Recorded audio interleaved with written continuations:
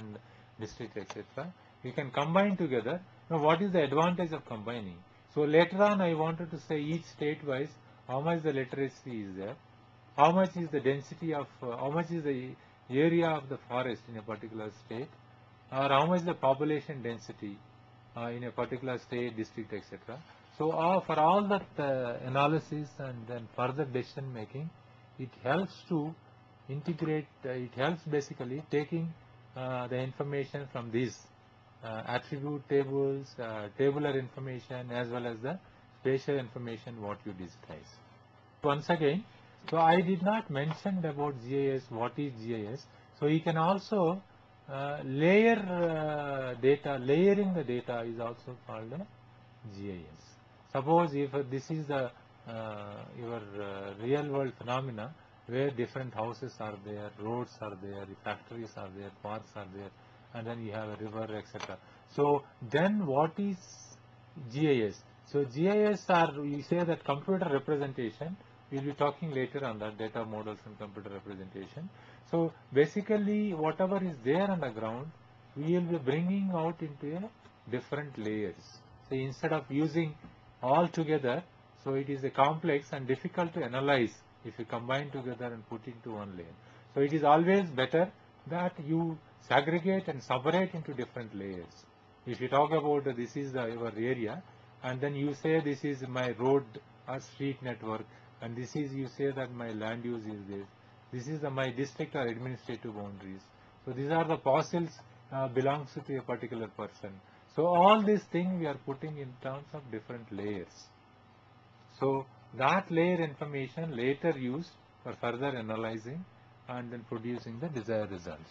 So you can also generate your land use, land cover map, and then you can also generate a 3D perspective. You can also bring out a cartography map output, and then you can also use satellite data, and a satellite data 3D representation in a perspective view you can also show. So it's basically GIS is a method to visualize, manipulate, analyze and display spatial data. GIS. So then you come back to that GIS where you input the data into GIS in different representation. See, this is the real world phenomena, and then this you convert into a vector information, this you convert into a raster information. So vector is something like a discrete features. We'll be discussing more on tomorrow. So this whatever is there on the ground, so we are converting into a different what is that land use classes, and then same thing, suppose you represent in terms of a raster. Basically we are breaking the whole area in a equal square grids, so that is called a vector, and then conversion to the your raster. So that means the data representation or data model or spatial data models basically talks about your vector and then your raster. Means from the real world you converting into a vector and using a raster. Raster is basically breaking into different small size cells and then giving the attribute for different type of cell.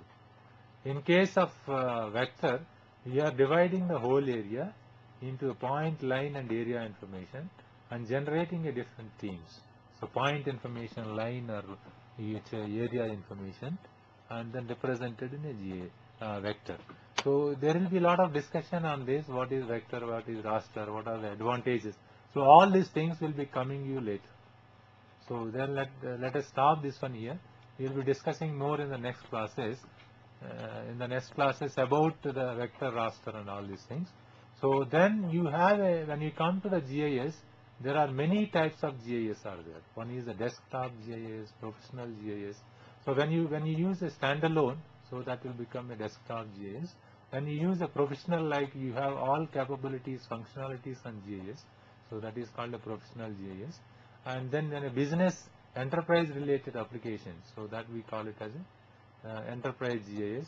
And then like Bharat has explained that mobile GPS or mobile GIS, where GIS and GPS integrated, go to the field, collect the data. And then when you use a Google Earth, so that is basically working on a internet GIS. So then you have a embedded GIS. Suppose you say drawing tools are embedded in a Word. Suppose some of the functionalities, if you embed a GIS into a normal application software like Office, Word or PowerPoint, so that is called the embedded GIS. So then you have a 4D GIS. You take X, Y, Z coordinates as well as the time dimension, that will become a 4D GIS. So whatever GIS use, you can also integrate the multimedia. You can bring in the video, you can bring in the audio, and then you can have a hyperlink. So all that information you can combine together. So that is called a multimedia GIS. So these are the 6 questions what GIS can answer. So coming to the potential of GIS, so you have what, where, etc. What is there, where, and what is the best route, optimum, this thing, and then what the solution it gives. Where means you can locate, what is there means identify, path means what is the optimum this thing, what relations exist, and then what has changed, trend means changes, and then models. These are the 6 things already I explained in the initially.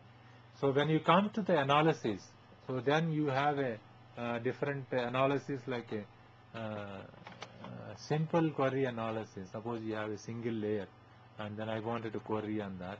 Then you have a spatial query, means use simple query is something like you can use a database.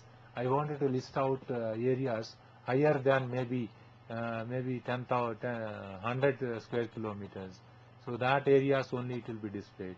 And spatial queries is something like you query on the spatial information.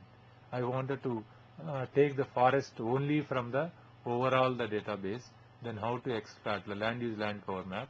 So that also is possible. And the single layer operation is you take a one layer and then do the operations. Multi-layer means, as I said earlier, forest at 60% and above slopes. So you have a 2 layers or two themes are used for doing a multiple layer operations. And then you have a spatial modeling.